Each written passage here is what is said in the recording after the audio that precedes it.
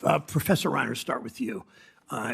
Some in the crypto industry have complained about recent SEC enforcement actions against crypto firms for offering unregistered investment products. Some of these companies entice consumers to put their crypto to work to earn double-digit returns. Shouldn't a financial product that takes in billions of dollars in retail consumer money operate with basic consumer protections? Yes, it should, Senator. And I would point out that the crypto industry is very fond of criticizing the SEC for regulation by enforcement. But the truth is that it's just a catchphrase that the industry uses to deflect from the fact that they've willingly chosen to operate outside the regulatory perimeter. And the SEC has been quite clear, going back to the chairmanship of Jay Clayton. Most cryptocurrencies are securities that need to be registered with the commission. And the SEC has filed over 125 enforcement actions, and they haven't lost a single case related to cryptocurrency. So the judges think it's quite clear as well. The only people who seem to be confused about this is the crypto industry. Thank you. Professor Yadav, your testimony discussed how stock exchanges are regulated, how to extend similar safeguards to crypto exchanges. What are the established safeguards that can benefit consumers, that can increase market transparency and prohibit conflicts? So, Senator, thank you so much for that question. Stock exchanges have been providing self-regulation of this market for a long time. And I think it's important to consider the counterfactual here, which is that these extremely powerful, extremely central, extremely important parts of the institution, what would happen if they weren't required to do so?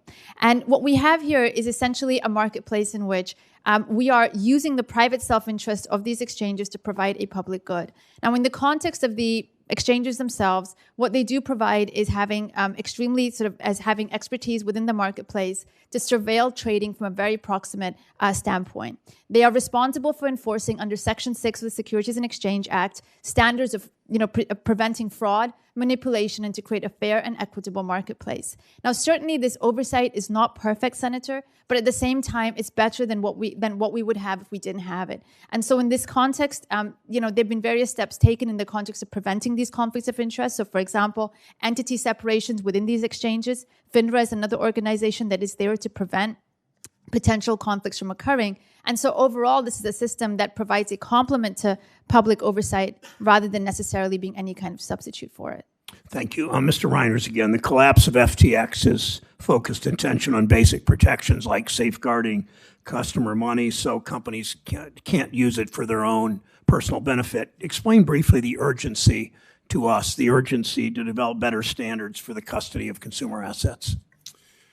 Yes, Senator. So unfortunately, millions of Americans have found out that if they've used the crypto exchange and that exchange has failed, they are now unsecured creditors in that bankruptcy estate. So they do not have control or access to those assets. Of course, that's very different than the situation we have with banks, which are FDIC insured, or with traditional broker-dealers, which are subject to SIPC insurance. So if there's going to be one change that I would recommend Congress focus on, it'd be requiring these crypto platforms to segregate customer assets from firm assets so that if these firms do get into trouble, customers will still have access to their funds. Thank you. Last question I would ask all three of you to answer. There are many ways to protect consumers in the crypto market. One thing is clear, that customers deserve to understand better the investment they're making. My question for the panel, without debating the ways cryptocurrencies are different from stocks or bonds, is it reasonable to start the conversation with the investment disclosures that we're familiar with? So, Professor Yadav, start with you. Let's go down the line. Each of you briefly explain how we can use existing disclosure principles for crypto. Senator, I'm so glad you asked that question. This is an essential part of the process, which is to have disclosures reveal insight about what exactly the governance is of the issuers that are providing this technology, in addition about the blockchains, as well as obviously the underlying technologies that are animating these offerings. Now, what we have here today is a disclosure system that needs to work. As Ranking Member Scott discussed earlier, this is a technology that has been popularized and is being used by increasingly younger people, folks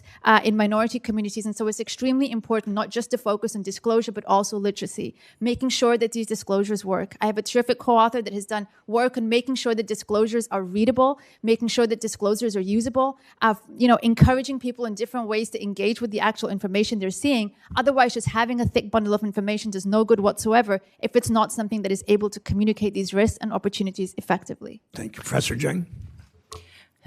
This is a very important question. one of the very interesting issues about this is that it is transparent in code, right? But as a former regulator who worked with blockchain engineers, and I do not code, I need the engineers to actually explain to me how the product was actually designed. So white papers that clearly explain how it's designed, what the risks are, who holds the private keys, the governance, the voting rights, and then more importantly, where are the funds held? These are the important issues that need to be included in the disclosures. Thank you, Mr. Reinders. Senator, we've had a basic bargain in our capital market since the 1930s, and that is that companies that want to raise money from the public have to disclose the risk involved in that. And then investors are free to choose what risk they want to take. And so I see no reason why that principle shouldn't apply to crypto, although I'll agree with Professor Yato's point that maybe the specifics of what gets disclosed can be debated, and I think the SEC does have the authority, and I think Congress should give them the authority to draft customized disclosure regimes for certain decentralized crypto products, and the EU is moving in that direction, but disclosure is necessary. Thank you. I guess the $54 million of Super Bowl ads a year ago and 0 ads this year sort of underscore that. Ranking Member Scott. Thank you, Mr. Chair.